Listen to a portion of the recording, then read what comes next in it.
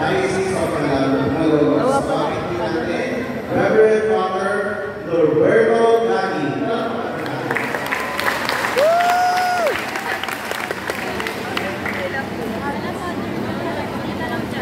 Tama lang pag namin. Alam ko si Father Hershey na yung sasalita.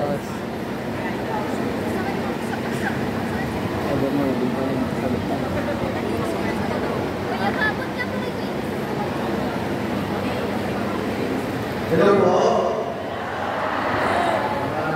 Hi. Hello. Hello. Hi. Hi, hello. Okay. Pray ko na ng Panginoon. Magandang hapon po sa inyo lahat. Magandang hapon. Nakakatawa naman. Nakakatawa ng gusto ko na resip. Masalamat po. At nangyayari sa araw na ito, annual. Tama po ba? Ano ba ang tawag dito ngayon? Annual General Assembly. Very good. Naalala po, ang buwan ba yun?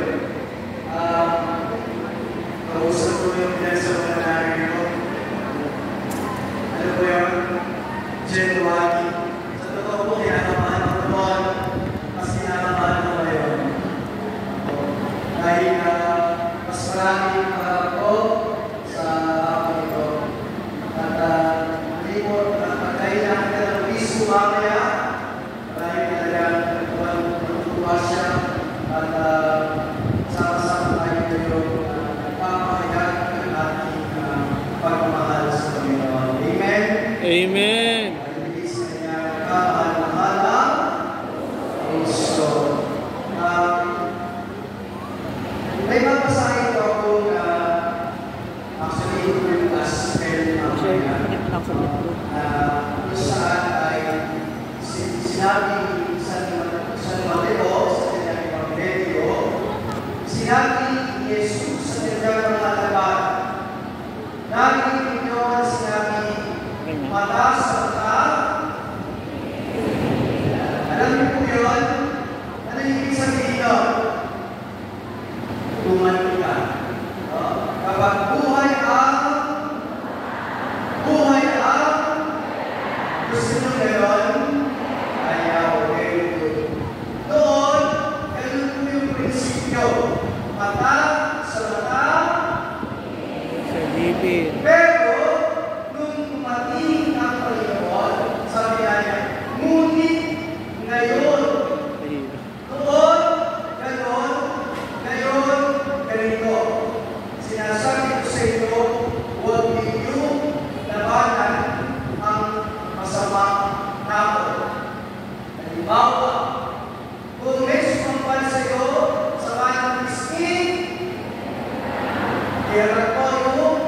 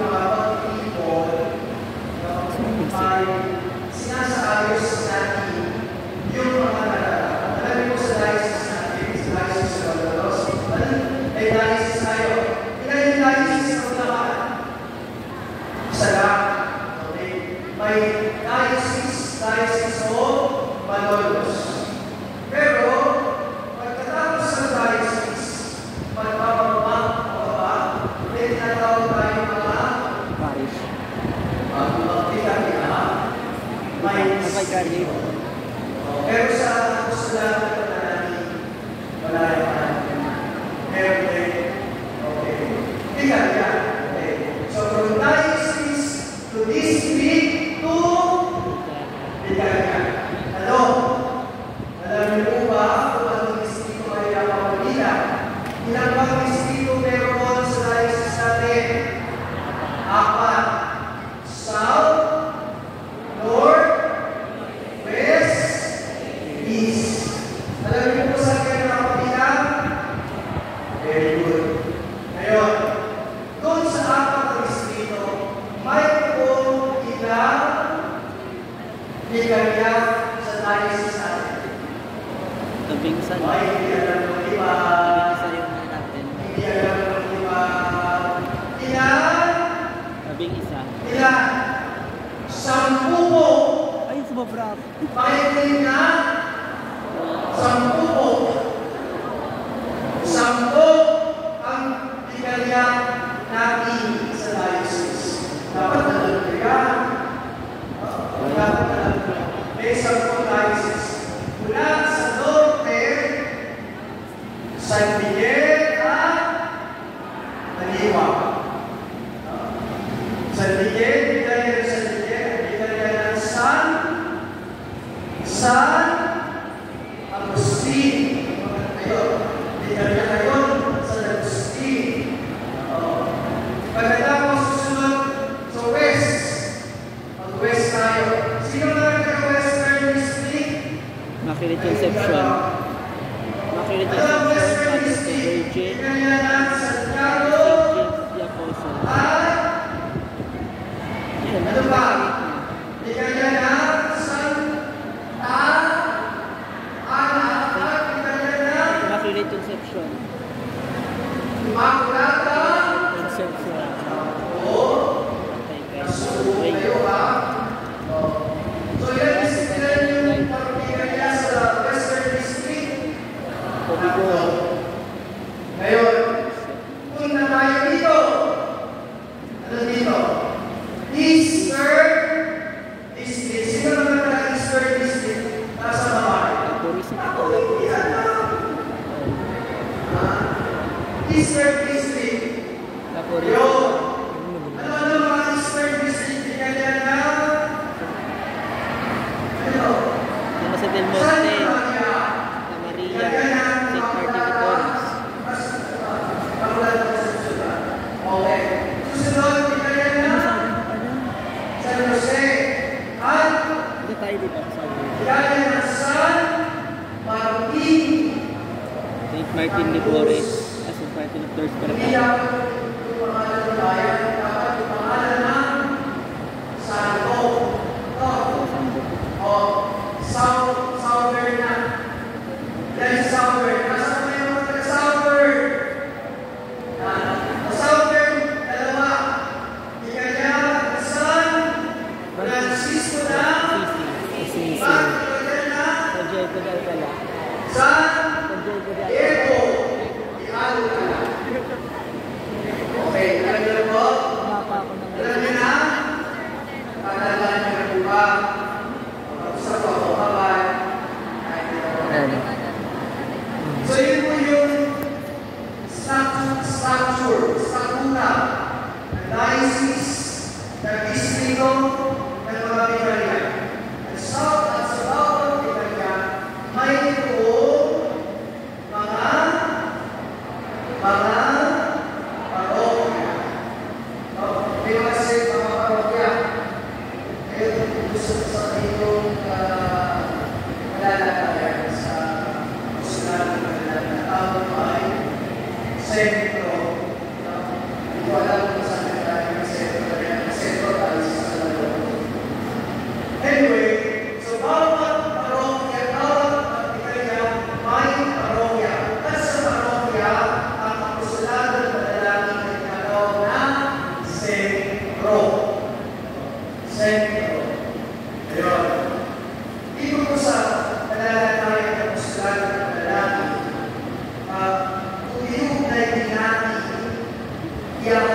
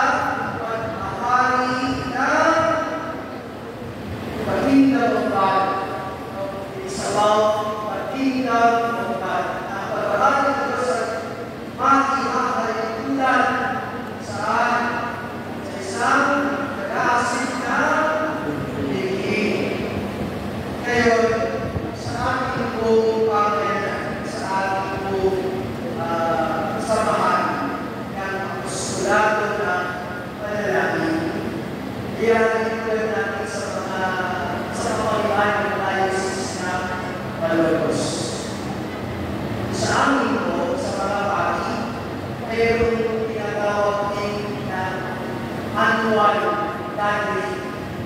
At alam yung annual gathering ng mga pari, yun po yung aming annual retreat. Kaya po, di second alam mo kayo, ano tawag sa ito? Apostolado na yung di magdasal palagi yung mga pari, lalo na sa darating na Agosto. Ayun, Sa darating na listing. Agosto ay gagawin ng kapalihan ng Diocese sa Malolos ang annual retreat namin. So, pagdating ito, ipapabuti ko namin sa inyong mga panalangin na yung buwan ng Agosto na yun ay buwan ng pagpapatagal ng mga pari. Okay, go out to sa aming annual retreat. May annual retreat para kayo may annual general assembly. Ngayon, meron din po tayo tinatawag na sa inyo, meron kayong diocesan assembly. Tama? May diocesan assembly na kung saan ang mga umadalo sa diocesan assembly ay mga pangulo. Alam niyo, parang dun sa aming kalalagayan sa diocese natin, meron tayong tinatawag na Council of Priests. Yung Council of Priests, yung Council of Priests, ang dumadalo doon, ito po yung position ng Council of Priests. Mayor General, Chancellor, Vice Chancellor, Episcopal Vicars. Sa bawat distrito, para po sa kalaman ito, baka hindi wala. Sige, dito sa distrito namin, Eastern, kilala niyo po kung sino yung Episcopal Vicar nito? Sino ang Episcopal Vicar ng Eastern District? Meron problema sa inyong pura. Ibigyan ko kayo ng tip. Huwag kayo muna pupunta sa obispo. Pupunta muna kayo muna sa Vicar Ori. Susunod sa Episcopal Vicar. May kahit ng tibet. Hindi basta diretso sa obispo. Huwag ganun. Kasi bawat distrito, bawat dekalya, merong mga leader. Para naman ito. Ngayon, so doon sa Council of Priests na pagpupulo, so yung Vicar General, Chancellor, Vice Chancellor, tapos yung mga vicars, yung vicars for the clergy, vicars for the religious, and then yung Episcopal vicars, 4, South, East, West, at North. Ito magandang city. Doon sa South, si Sr. Adi Vergara, o na sa Sr. Vergara. Sa Western District, si Father Ben Ponce, ang Episcopal Vicar. Western District. At sa Northern Ay, District, sa birthday rin ako. Vicar, Si Sr. Manny Villawan, aside sa sa Tatonica. Ito ay padala. Tapos ano si Del Monte? So, meron ang gusto pa. Plus, lahat po ng vicars foreign. Ilang pinagyan meron tayo? Ilan ulit? 10 po. 10. So, ibig sabihin, plus 10 vicars foreign. At lahat ng mga tuition heads.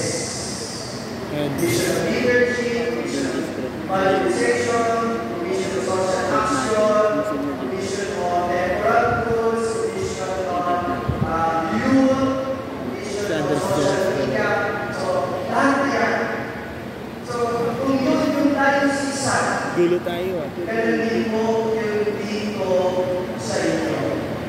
Na yung dadalo, yung bawat nasa district, yung mga nasa Bicanya, kapag nagkaroon na yung assistant assembly. Ngayon, pagkatapos ng assistant, tayo, hindi ba? Bicanya. Sa Bicanya, meeting. At sa Bicanya, tulad namin, bawa ako, naging fathers ay pagkabigaya. Pagkabigaya ng mga fathers. Kami ay nasa Bicanya ni San Francisco na Assisi. At yung Bicanya na San Francisco na Assisi, mayroon labing isang parokya. Kaya yung meeting sa Bicanya ng San Francisco na Assisi ay naging isang pura paroko at yung apat na assistant o parochial leaders. So yun lang po yung naging yung mga pura paroko. So, everything sa akin, sa apostolado ng manlalaki, yung declared meeting, yung mga seminars, mga updating, kung ayon sa pagkakalanan ng Bicanya, yun po doon pagkakaroon ng tulong. Bicanya meeting. Kinakailangan ba yung miyembro ay dumalo doon sa Bicanya meeting? Hindi. Bakit? Kasi kung ano man yung mga magtutulungan doon sa Bicanya meeting ngayon, sa Bicanya meeting, anong gagawin nila? Matiniwag yun ay ibababasaan sa parokya. Kaya kung ngayon, parang tulad namin, tutulong kami mga pari sa Bicanya para pagkatapos sa tulong, ibababa namin yun sa aming mga parokya. Kaya hindi naman kasama nagiging yung vice chairman. Hindi namin kasama nagiging yung secretary ng EPC. Ang nagiging mga pari pagkatapos para sa gayon pagdating ng mas policy, yung mga pinag-usapan sa Bicanya, ibababa namin, sasabihin namin doon sa Pastoral Council meeting. Amen? Maliwanag ko ba? Salamat po. Ngayon, after the Bicanya meeting, ano susunod? Parish meeting. Tuwing kailan po yung parish meeting? Ang meeting ng apostolado ng manlalangin ay pagkatapos ng banal na misa sa araw ng unang Biyernes. Yun na lang po yung pagkakataon nyo. Bakit? Kasi medyo naniwalas. Bago mag-isa, pagkakagawa, banal na oras. Pagkatapos ng banal na oras, banal na isa. Pagkatapos ng banal na isa, banal na tulog. Diba? Kaya pag hindi pa kayo naging banal. Kaso ang problema, hindi nakakaya sa mga